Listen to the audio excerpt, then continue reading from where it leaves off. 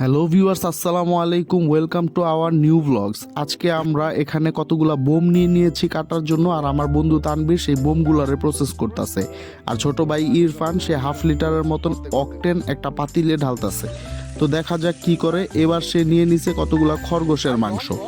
অকটেনের মধ্যে খরগোশের মাংস ঢেলে ভালো মতো নাড়াচাড়া করছিলাম আমরা দুজন। এবার ইরফানও আপনাদের উদ্দেশ্যে কিছু বলবে। রাধুনি বিগ শেপ আর আমি হলো আগুন ধরে না শেপ। তো আমাদের পরিচয় পর্ব শেষ হয়ে গেল। এবার আমাদের রাঁধুনি আগুন ধরাই না শেফ, সে এগুলা সবগুলা মাংস অকটেন থেকে আলাদা করাতে লেগে গেল। ভাই রান্তাছি ভাই ফার্স্ট টাইম, কখনো রান্ধি নাই। বাসায় তো মনে করো যে প্লেট দিয়েও ভাত খাই না, কিন্তু আজকে এনে মুরগি ভাই জাগাই দাচ্ছি। তো বন্ধুরা, আমাদের এই পারমাণবিকটা তৈরি হয়ে গেছে। এইবার হচ্ছে মূল উপকরণ। পারমাণবিকের সেই অকটেনের তেলের মধ্যেই আমরা দিয়ে দিচ্ছি কিছু গ্রেনেড বোম। ভিউয়ার্স, ভালো করে লক্ষ্য করলে দেখতে পারবেন যে আমাদের গ্রেনেডগুলো ফুটার জন্য একদম রেডি হয়ে গেছে, আর আগুন ধরাই না শেফ সেগুলো আলাদা করতেছে। আর আমি নিয়ে আসলাম কিছু মরিচা বোম। সেই মরিচা বোমগুলো অকটেনের মধ্যে দিয়ে দিলাম। আর এরপরে নিয়ে আসলাম কিছু চায়না থেকে আমদানি করা সাদা বারুদের গুঁড়া। অকটেনের সাথে বারুদের গুঁড়া দেওয়া দেখে হাসাহাসি করতেছিল আমার বন্ধুরা। আর ঠিক তখনই লোকচক্ষুর আড়ালে যায় আমি দিয়ে দিছিলাম পাকিস্তান থেকে আমদানি করা বিশেষ এক ধরনের হালুয়া। আর আমাদের সেই পাকিস্তানি হালুয়া ভালো মতো লাড়া দেওয়ার জন্য কাতার থেকে চলে আসছে শেফ ইকরাম ভাইয়া। তো হালুয়াটা ভালো মতো লাইরা এটার সাথে অ্যাড করে দিছি খরগোশের মাংস, গ্রেনেড বোমা, আর এগুলা দিয়া সাথে সাথে আমার বন্ধু ডাইলা দিছে এক বাটি চুনা। চুনা দেওয়ার পরে আকরাম ভাই এটারে ভালো মতো মিশাইতাছিল, কিন্তু তার মিশানো হইতাছিল না। এর জন্য আমার বন্ধু আইসা এটারে দিল ঘুটা। আর ঘুটা দেওয়ার পর এটার গ্রানে লাগতাছিল সত্যি উড়াধুরা।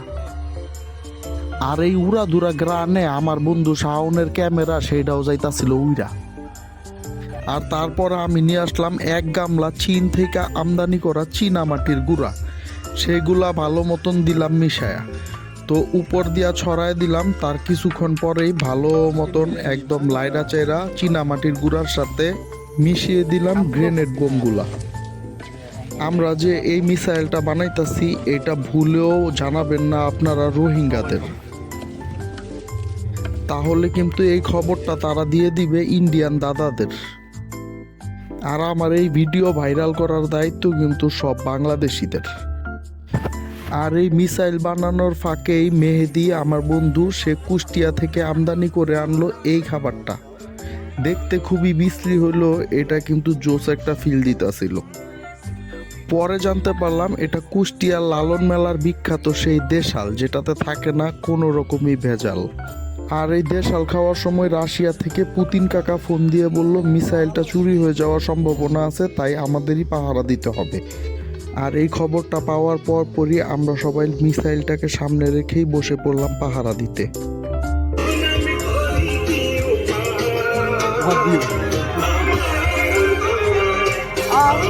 আর গান শুনতে শুনতে দেখেন আলহামদুলিল্লাহ আমাদের পারমাণবিক কিন্তু রেডি হয়ে গেছে। তো এরপর আর দেরি করা সম্ভব হইল না, ধোয়া ওঠা পারমাণবিকই কাটতে শুরু করে দিলাম। আর যেহেতু সবাই খাইছে দেশাল, প্রচুর ক্ষুধা লাগছে, তাই পারমাণবিক ভাগ করে দেওয়া শুরু করলাম। দেখেন খায়া কি বলতেছে।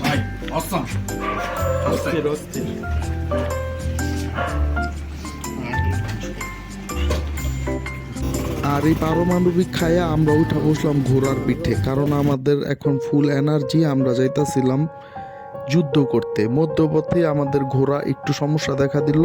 আর এই যে দেখেন রাস্তার কি অবস্থা, পুরা হাতির ঝিল, নীরব, চারদিকে খালি।